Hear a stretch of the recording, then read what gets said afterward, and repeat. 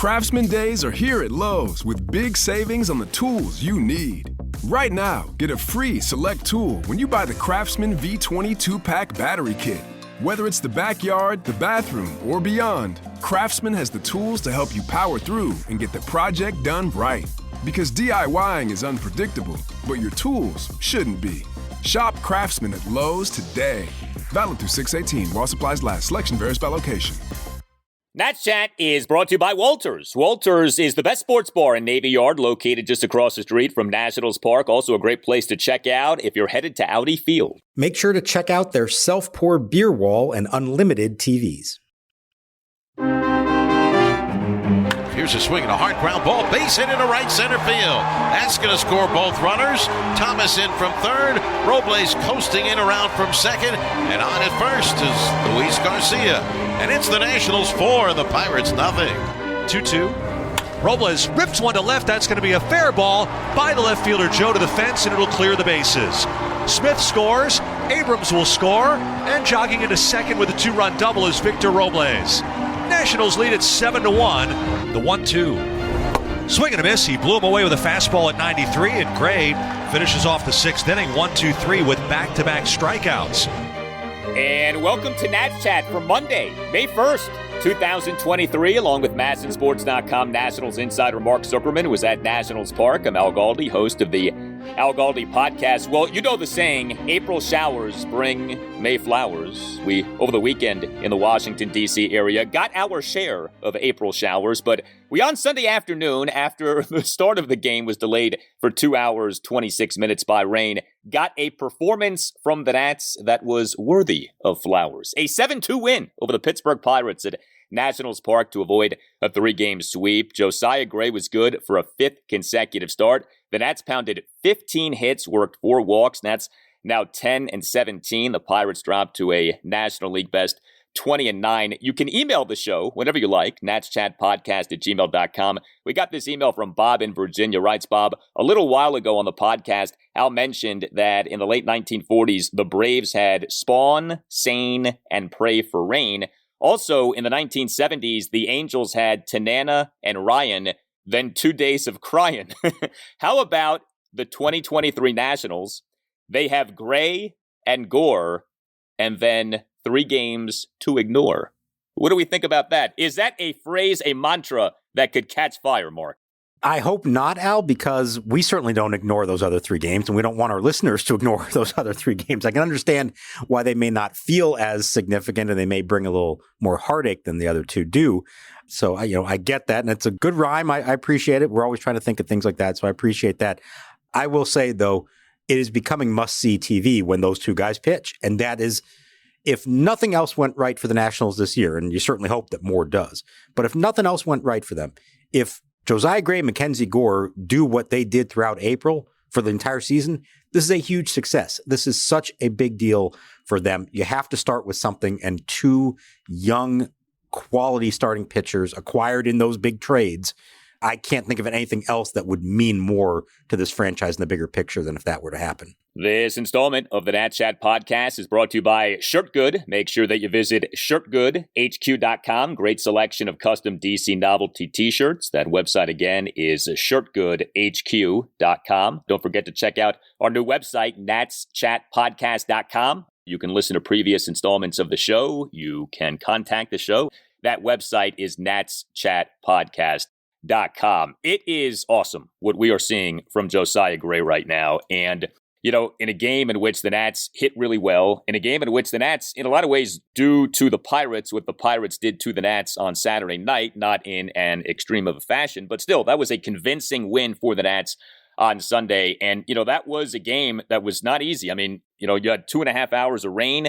The Nats have been playing a lot of games lately. The Pirates pummeled the Nats the previous day. Nats came out and played well in this game. But yeah, Josiah Gray has been so good. And you can't say enough about this, what is happening here, especially off the struggles of the last 2 seasons, especially off the struggles in his first start of this season. Josiah Gray has been really like an ace. I mean, his ERA for the season is under 3 at this point. Even with the bad first start, he's got an ERA now under 3. So Gray in this 7-2 win on Sunday, like I said, good for a 5th consecutive start. 1 run in 6 innings, 6 strikeouts. He only gave up 3 hits, a double and 2 singles. He did issue 3 walks. Okay. He threw 105 pitches, 63 strikes versus 42 balls. Every time we talk Josiah Gray, we talk about the pitch selection because that is such a big thing with Gray. I thought it was really interesting what Davey Martinez said to you guys during his post-game press conference about an in-game adjustment that Gray made on Sunday. He started off throwing a lot of breaking balls, and then he kind of regrouped after that 3rd inning, and then he attacked with his fastball. That's what I love. Yeah, so he started off throwing a lot of sliders, and we know that's kind of his best pitch, and he can sometimes rely on it, maybe even too much so. And let's be honest here, he wasn't all that sharp. This was not his best performance in terms of how he looked, how the pitches were coming out, and where they were landing. He was effective, though. He was able to get out of some early jams. And then what he did to really make this into a quality start is after 3 innings, he's at 66 pitches. I'm thinking to myself, boy, they're just hoping for 5 now out of him. And instead, he retires 9 of his last 10, finishes at 105 pitches, and he did it by turning to his fastball. And we know, we talked about it all last year, we talked about it all spring, how that's the pitch that would get him into so much trouble, especially the home runs.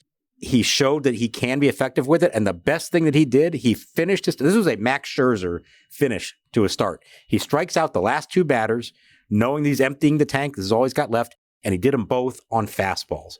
That to me is a really big step for him. He wound up with 5 swing and misses off the fastball, 7 off the slider. If he in the back of his mind can know, hey, I can actually get outs, I can get strikeouts with that pitch, that's really big for him. And to see him make the adjustment and to see him have success with that pitch and close out a start in style, that's a big moment for him in his development as a starting pitcher. So Josiah Gray in that first start of this season, that 7-1 loss to the Atlanta Braves at Nationals Park on April 1st, 5 runs in 5 innings, gave up 3 home runs. Since then, 1 run in 6 innings, 6 strikeouts, 2 runs in 5 2/3 innings, 1 run in 5 innings, 6 scoreless innings with 9 strikeouts, and now 1 run in 6 innings with 6 strikeouts. Gray, since that hideous first start, has allowed just 5 runs in 28 2/3 innings, and he, over these last 5 starts, has given up 1 home run. And I think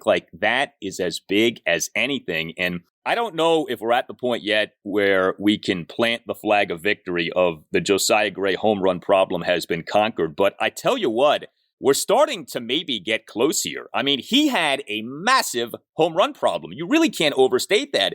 He came into this season over the previous 2 seasons having given up a staggering 57 home runs in 219 1/3 innings. But you look at him now, this season, 4 homers given up in 33 2/3 innings, and 3 of the homers came in that first start. This is amazing. And especially, again, the first start screamed at you, the home run problem hasn't been solved, maybe even has gotten worse, and instead, he has been lights out in that regard since that start. So I was going to say, I want to withhold judgment until the weather heats up, because then you're going to start to see if the ball travels. But you know what? It's not like he's given up a lot of drives to the warning track that are being caught. That's not the case. There was one moment in this game where and I think a lot of people thought he had given up a home run. We thought Laz Diaz blew that call down the line. And then lo and behold, when you watch on replay, it was a foul ball, even though it looked like it landed on the fair side of the pole. So credit to Laz Diaz. He actually got that one right, because I thought that was a home run for sure. No, this is a big deal. And yeah, let's wait a little bit longer until we proclaim anything definitively. But I think it's a testament to all the work he put in the offseason with the mechanics, making sure that he wasn't having those fastballs that leak back over the heart of the plate, like was such an issue for him last year. He's not hanging the breaking balls. He's mixing it up, having more variety. He's not as predictable in what he's throwing in any given situation. That's maturity. That's such a big part of being a successful starting pitcher. Yeah, you got to have the stuff. You have to be able to command what you're throwing, but you also have to learn what works, what doesn't work, and how to make adjustments. And so far, it's hard not to look at all that and say that he hasn't been wildly successful in making the changes he needed to make and now implementing them in games. That's a huge thing for a guy who's still very young. Let's remember, 25 years old and not a ton of big league experience. So I do think all this is really significant in the bigger picture. And I think it's also encouraging in this regard, and this is something we've talked about, and I think rightfully so. You know, the Nats do not have any kind of a track record in recent years of making pitchers better. Like, there just has not been a lot of that. And in some cases, guys have gotten worse, not better. And we've wondered, like, what is going on here with the organization? What is up with the process? Well, let's give the Nats credit. I mean, you start with Josiah Gray first and foremost with the improvement, but Davey Martinez, the pitching coach, Jim Hickey, who knows what might be happening in terms of Nationals baseball operations, people behind the scenes, maybe some of the analytics people, we don't know. But this is good. And this speaks well to maybe an improved process for the organization. I mean, we're a month and change into the season, so let's not go crazy. But this is good. This is the kind of thing that, to me, you want to see as a Nats fan, first and foremost because of Gray, but secondarily, the organization needs to get better at making people better. And maybe, just maybe, that's starting to happen here. It's a good point. And, I can think of not as much on the rotation side, but on the reliever side, Hunter Harvey, Mason Thompson. We've seen improvement from those guys from where they were, what they used to be, to where they are now. And you have to at least give some credit to whatever coaching and advice and analytics and everything else that they're being given. Yeah, that would be a really nice success story for the organization if they can not just get better because they acquired better players, but if they can turn players who, for whatever reason, they got from other teams and turn them into better pitchers than they were when they arrived here, that's a great sign for what might lie ahead. Hey, Nats Chat, let me tell you about our episode sponsor today, ShirtGoodHQ.com. If you're listening to this podcast, their shirts are specifically for someone like yourself, those who know way too much about the DMV. Their t-shirt options include "We'll always have 2019" with that unforgettable Houston foul pole, the long drawn-out phrase telling you about this copyrighted broadcast, street signs for Half Street, J Street, U Street, Georgia Avenue, and so much more. Log on to ShirtGoodHQ.com. If you didn't catch all that, you can follow them on Instagram and Facebook at ShirtGoodHQ. Nats Chat listeners can get a special discount as well by using the promo code NATSChat. That's Nats Chat, spelled as it sounds, for 15% off your next purchase. Again, promo code NATSChat. Get that next shirt that you'll wear for a night out with your friends in Navy Yard. ShirtGoodHQ.com. Hey guys, it's Al Galdi for Window Nation. Some amazing news from Window Nation. You can modernize and reinvest in your home today with new windows from Window Nation, all while capitalizing on Window Nation's best deal of the year. 0% financing for 5 years. Unheard of. 0 interest for 5 years. And Window Nation will give you 2 free windows for every 2 windows that you buy. Call 866-90NATION or visit windownation.com and tell Window Nation that you want the deal that you heard about from Al Galdi on the Nats Chat podcast. Protect and increase the value of your home today by taking advantage of this great offer. Again, 0% financing for 5 years and 2 free windows for every 2 windows that you buy. And by the way, that goes for any style of window from Window Nation, and there's no limit. Save thousands of dollars on your new windows and save money on energy bills, all while upgrading the look and feel of your home. 866-90NATION or windownation.com. 866-90NATION or windownation.com. And make sure that you tell Window Nation that Al Galdi sent you. Here's the set by Oviedo, the pitch. Meneses hits it hard on the ground. Diving for it, the shortstop Marcano can't get it. Rounding third, Garcia. He'll come in to score. Heading for third is Ruiz. Sawinski up with it, throwing it into second base. It's a single to center, and a run batted in for Meneses, his 10th of the year. He's 2 for 2, and the Nationals have scored 3 times here in the bottom of the second, still with runners on first and third, and Jamer Candelario coming up. It's now the Nationals 5 and the Pirates nothing. So the Nationals offensively in this 7-2 win over the Pirates on Sunday were good. And we have seen this year. The Nats have games like this, and they had another one on Sunday. 7 runs, 15 hits, which were comprised of 3 doubles and 12 singles. 4 walks for the Nats, 4 of 14 with runners in scoring position. You had two Nats players who each got on base 4 times in the game, Joey Meneses and Jeimer Candelario. I was looking at the Nationals' overall team batting numbers after this game, and this is interesting. So we know the Nats do not hit for any power. The Nats, in fact, are dead last in the majors in home runs, 15 home runs for the entirety of the season. But if you look at team batting average, the Nationals are 12th in the majors in team batting average. I mean, how many people would think that that's the case? And the Nats are 16th in the majors in team on-base percentage. So middle of the pack in 2 out of the 3 slash line categories. So, maybe we need to adjust how we talk about the Nationals offensively. Maybe it's not that they're really bad offensively. They're really bad at hitting for power. And that does need to improve. I don't think we can minimize that.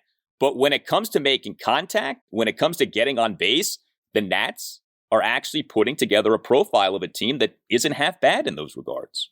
And they're not striking out. That's another one where they rank very well among the whole league. I think what it points to, and we've kind of alluded to this a few times, that there's 2 ways you can go about this to try to score runs. You can either try to score them in bunches, and you do that by hitting home runs and hitting for power. Well, we know that that's just not who they're going to be. That's just not their MO. It's not the way they've been built to be successful. So if you're not going to do that, then you have to come through with runners in scoring position, and that has been the bigger issue. I mean, in a lot of ways, their offensive performance on Sunday wasn't all that different from their offensive performance Saturday afternoon against Rich Hill when they had 13 at-bats with runners in scoring position in the first 6 innings, and they only had 2 hits, and only one of them scored runs. The difference this time, they had 11 at-bats with runners in scoring position in the first 4 innings alone, but they had 4 hits, and they were all big ones that scored multiple runs at a time. It's the timing of the hit is coming through in those spots. And you can say, well, hey, it's clutch hitting. It's random. It doesn't actually mean they have any particular skill in that department. And that may all be true. But if you're not going to hit home runs, then you better be good at this, whether it's a skill or not. And on this day, they were very good at it. And it does feel like when they get that one big one, it allows everybody to take a deep breath, relax, and they start compiling them in bunches. And they do this over several innings like they did in this game, although it didn't come into play because Josiah was so good. He never let the Pirates back into it. But this is another one of those games where they scored a bunch early and they did nothing in the second half of the game. Now, they didn't need it, but we've seen at times that has come back to haunt them. It has, and it is bizarre the extent to which this team does score early in games and then so often doesn't do much offensively later in games. But I think about someone like Joey Meneses. So, like I said, Meneses on Sunday got on base 4 times. He went 4 for 5 with an RBI single and 3 other singles. Meneses in the 16-1 loss on Saturday evening, 2 for 4 with 2 singles. He has been hitting better lately. He has. And if you're watching these games, I mean, you are seeing impressive plate appearances from Joey Meneses. He's going the other way. He's working counts. He just isn't hitting for any power. He's become like Ichiro. He's like Ichiro Meneses at this point. I mean, Joey Meneses for this season now, batting average of 286. That's pretty good. Slugging percentage of 366. 25 of his 32 hits have been singles, but you can't just kill him for the lack of power because he is producing. He is getting on base. He is generating hits. You are seeing that with him. So that's kind of where we are with this team offensively. Candelario on Sunday, 2 for 3 with a big 2-run double, a single, and a couple of walks. Candelario on that 2-run first, a 2-out, 2-run double to the left center field gap for a 2-0 Nats lead. Victor Robles on Sunday, 2 for 4, a 2-run double and a single. He had a Nats 2-run third, had a 1-out, 2-run double. And Luis Garcia, I think Garcia is interesting because his overall offensive numbers for the season aren't good. We haven't really talked about that too much. He's playing really well at second base. The overall offensive numbers aren't good. And yet he has had a decent number of big hits. He had the triple earlier in the series, and Garcia on Sunday only went 1 for 5, but the one was a 2-run single, 3-run second, a 2-out, 2-run single through the right side of the infield to put the Nats up 4-0. Luis was down at 1.02, came through with that hit. So sometimes it's not what, but when, and you had that in effect on Sunday. That was a really important one, too, because of what happened, the at-bat prior to that. They've got runners on second and third, 1 out. Alex Call tries to put down a squeeze bunt, pops it up into foul territory. A great play by Austin Hedges, the Pirates catcher, to make this diving, sprawling catch. So I want to give him credit for that. But man, oh man, yet another example of the Nationals bunting and it not working out and nearly turning into disaster. Thankfully, Garcia delivered after that, and it kind of made it a moot point. If he ends up striking out or grounding out, we're going to be talking about that call squeeze bunt that gone wrong as a huge part of this game potentially. There are people on Twitter who call Davey Martinez a horrible manager. I see that every day, and I think that is overstating things just a bit. However, I will say this. The bunting has got to stop. The fixation with the bunting has got to stop. And he's the manager. I mean, he can shut that down if he wants to. Presumably he's calling a good number of these bunts. I don't get it, especially on a day like Sunday when the team is hitting and with a guy like Call who has been hitting. Like, why do you have him bunt in a spot like that? I didn't understand that. It's almost to the point now, it's almost like comical in that we're predicting when these things are going to happen, and they almost always do. It's Robles, it's Call, sometimes it's Abrams. They can't allow themselves to think of, hey, we could actually have a big inning here if we just keep swinging. Like, we're hitting this guy well. Let's go for the big inning. And instead, it's like, no, we just have to try to score that one extra run because that might make all the difference. And it didn't hurt them in this case. I agree. I would rather have not seen it in that spot. Even if it's successful, you add on one more run, but you took an inning that could have been a big inning and made it potentially a small inning. It's like you're already a small ball team and you're making yourself an even smaller ball team by bunting. Like, don't add to the smallness of the ball, okay? Like, try to make the ball bigger, not smaller. And yet the team, for whatever reason, tries to make the ball smaller with these bunt calls. I also want to make mention of this. So the 2-run first was a 2-out rally. Keibert Ruiz got it going with a 2-out first pitch single up the middle. I thought that was impressive. That was a first inning that, seemed like it was going to be a 1-2-3 inning or at the very least a scoreless inning. And instead, with 2 outs, the Nats were in business and they got things going. So, that was good too. And Johan Oviedo, the Pirate starter, has been very good. Their whole rotation has been outstanding. And so you're thinking, okay, they could be in for a long day there. So yeah, I agree.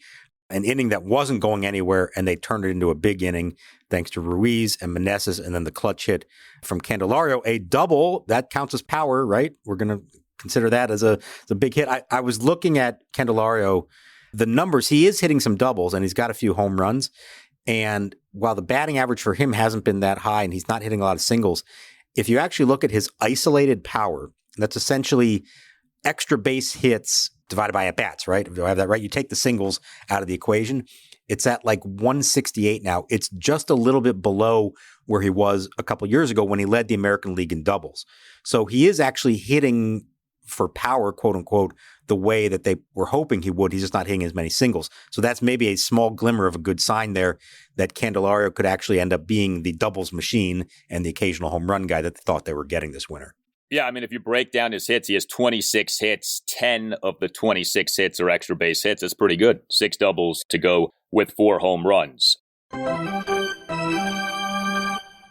Hey, are you a law firm partner stuck on an underperforming team while the rest of the competitors are spending big and winning big? Well, unlike MacKenzie Gore and Keibert Ruiz, you have options. You don't have to stay on your 60-win team. Nats Chat sponsor Mason Kalfis and his team specialize in placing partners and associates at medium-sized and large law firms in Washington, D.C. and across the country. Mason Kalfis has recruiters in 6 states and has placed lawyers in more than half of the 100 largest law firms in the United States. While you may be reading doom and gloom from the legal press, many practices are red hot. Antitrust, IP litigation, white-collar litigation, finance and direct lending, and healthcare. Because you are not under a CBA or team control for 6 years. In fact, staying at a firm too long is often a recipe for being underpaid. Explore your options today with Mason Kalfis. Call Mason today at 202-486-3535. That number again, 202-486-3535. Hey, Nats Chat listeners, Tim Shovers here, producer of the podcast, to tell you about Game Time. Do you struggle sometimes to find tickets to your favorite events? Buying tickets to these shouldn't be stressful. That's why you should look into the Game Time app. It's even harder these days with the lack of paper tickets available on the street. If you're looking for tickets to Nats, DC United, or even the Drake concert this summer, Game Time offers the lowest price guarantee, event cancellation protection, and job loss protection. Game Time is the place for last-minute ticket deals. Forget planning months in advance. Game Time has deals on tickets right up to the day of the event. It's the fastest-growing ticketing app in the country. for a reason. Get images of your seat before you buy so you know exactly what to expect when you arrive. Snag the tickets without the stress with Game Time. Download the Game Time app, create an account, and use code NATSCHAT for $20 off your first purchase. Terms apply. Again, create an account at gametime.co and redeem code NATSCHAT for $20 off. Download Game Time today. Last minute tickets, lowest price, guaranteed. And Finnegan comes set. Runner goes the pitch. Swing and a miss. He blows him away with a 98-mile-an-hour fastball. And bang, Zuma, Curly W's in the books. Okay, so you have now, this series was played in its entirety. We didn't know what was going to happen on Sunday, and so I think that really sort of muddied the waters with the pitching plans. Now at least there's a little more clarity, although we have a game coming up for which there is not an announced starting pitcher for the Nats. So next up is a 4-game series against the Chicago Cubs at Nationals Park. You have games Monday through Thursday. The Nats starting pitchers as listed by the team: MacKenzie Gore Monday night, Trevor Williams Tuesday night, TBD Wednesday night, and then Patrick Corbin Thursday afternoon.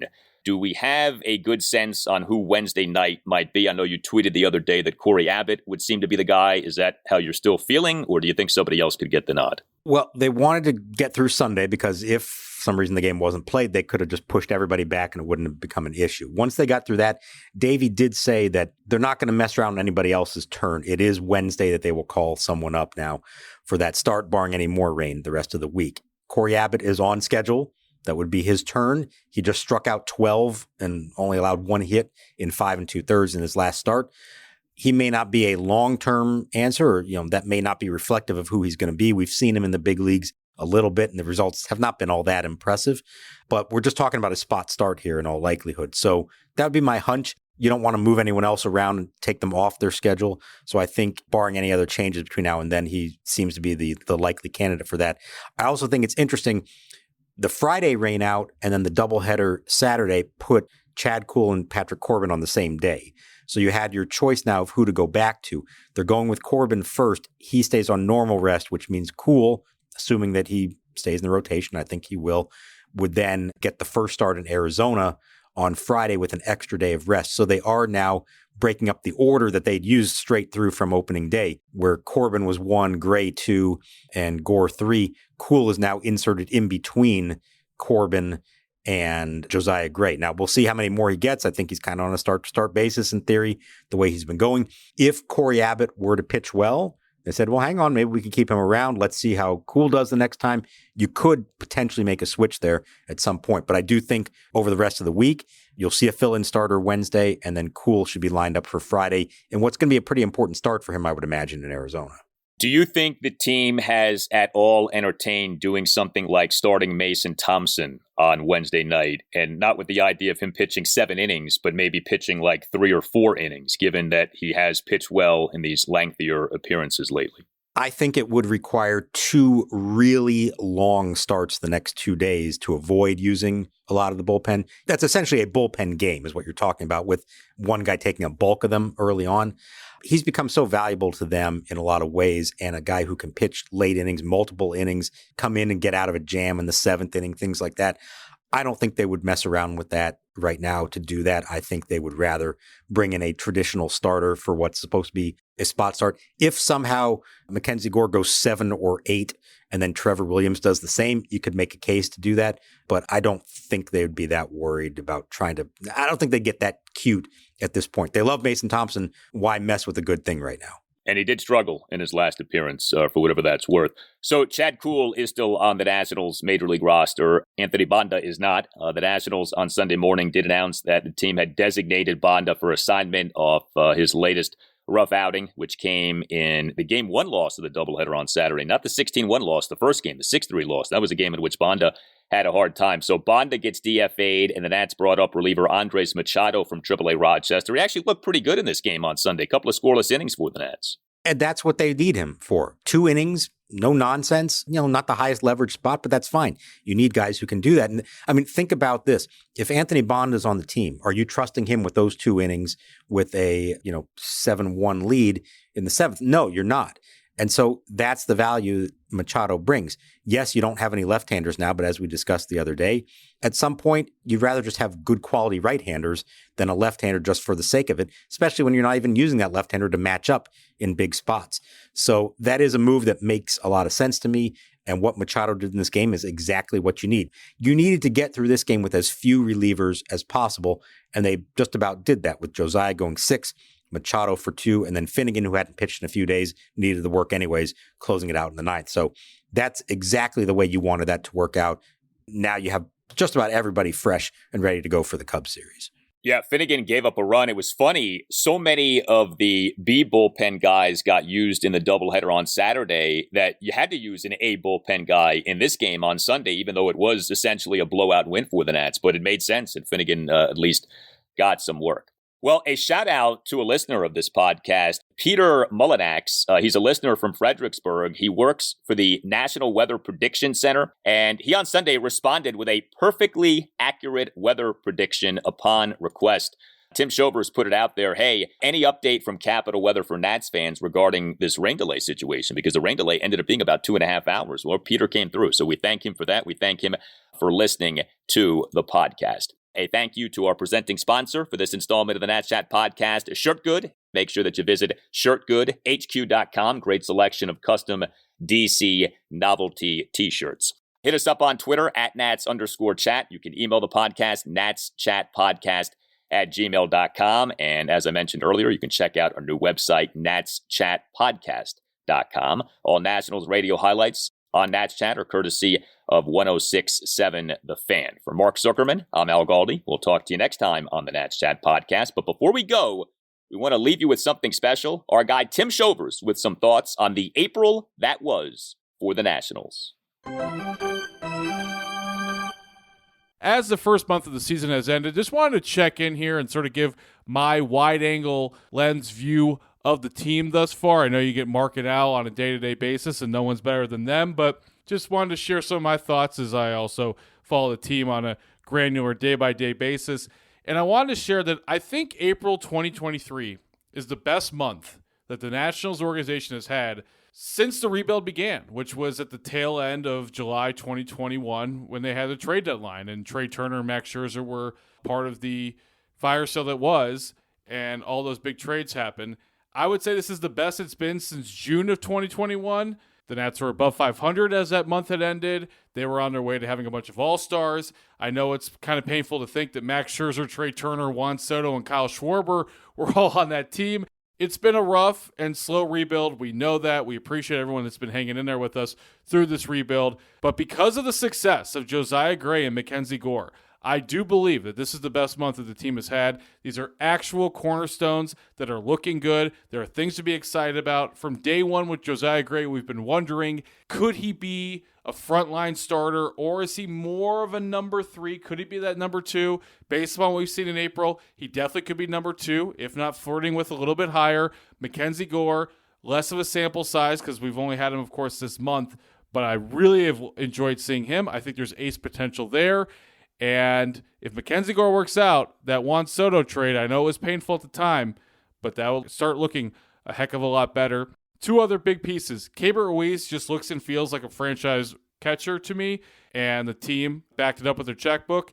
And also CJ Abrams. I know it was a really slow start to the year with a trio of errors on opening day, but he looks the part. To me, he's an everyday shortstop, and that would only be a sweetener to that Juan Soto trade. So because of MacKenzie Gore and Josiah Gray, I think April has been a really good month. Some other good things in the organization. There are more players and more prospects to follow down on the farm, including Elijah Green and James Wood. Green, the first pick from last summer, he's at low A Fredericksburg. And then you have James Wood, who is part of the Soto trade. He's with high A Wilmington.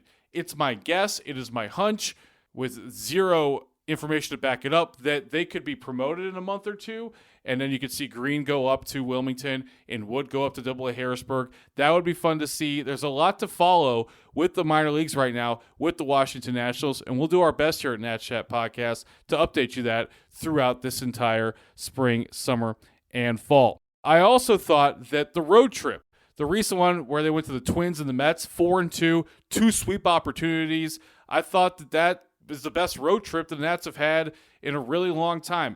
To me, the biggest positive of the entire road trip actually came in the form of a negative, and that was Thursday night's loss at Citi Field. The Nats rallied back, took the lead on a C.J. Abrams grand slam, and then Mason Thompson blew it in the bottom of the 8th. However, when's the last time you were aggravated about a Nats loss? Like, actually aggravated about an individual Nats loss because there were some stakes to it, because they were 6 outs away from their first 3-game sweep since, here's that month again, June of 2021. And the Nats are 10-17, by the way. That would put them exactly on pace for 60 victories. I know that sounds not great because that would mean 102 losses, but just keep in mind they had 55 wins a year ago. So right now, as we're exactly 1/6 of the way through the season, the math is looking a little bit better in 2023 than it did in 2022. While I'm here, I don't want to miss this this opportunity to thank all of our listeners, our sponsors, everyone for listening to the Nats Chat podcast.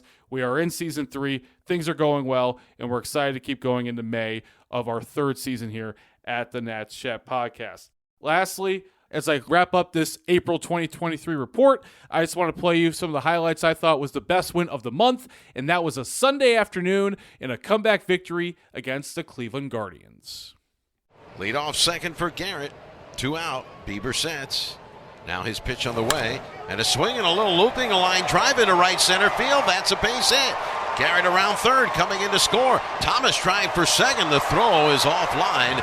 So Lane Thomas legs out a double. He drives in Stone Garrett, who led off the inning with a double. And the Nationals lead by the score of 2-0. Now the 2-2. Swinging a ground ball to short. Abrams has it. He'll throw to second for 1 and on to first for the double play, but this will score a run. As Straw will cross the plate, and it's 6-3 Guardians. It'll be a 1-2 on the way. Swinging a fly ball. Center field, not deep. Straw moving in. He has a great arm. In shallow left center, he makes the catch. Garrett's going to try and score. Throw coming into the plate. The tag. He is out of the call at the plate. And we'll see if the Nationals challenge. Smith was signaling safe. Davey Martinez has his hand up. After review, we had blocking of the plate. The run scored, and the runner from second is placed at third. Well, Nationals win the challenge. The game is tied. Straight up in the infield, the pitch. Swing and a line drive through the right side, a base hit right field. Abrams scores from third. Smith to second, and Joey Meneses has given the Nationals the lead with his second hit of the day.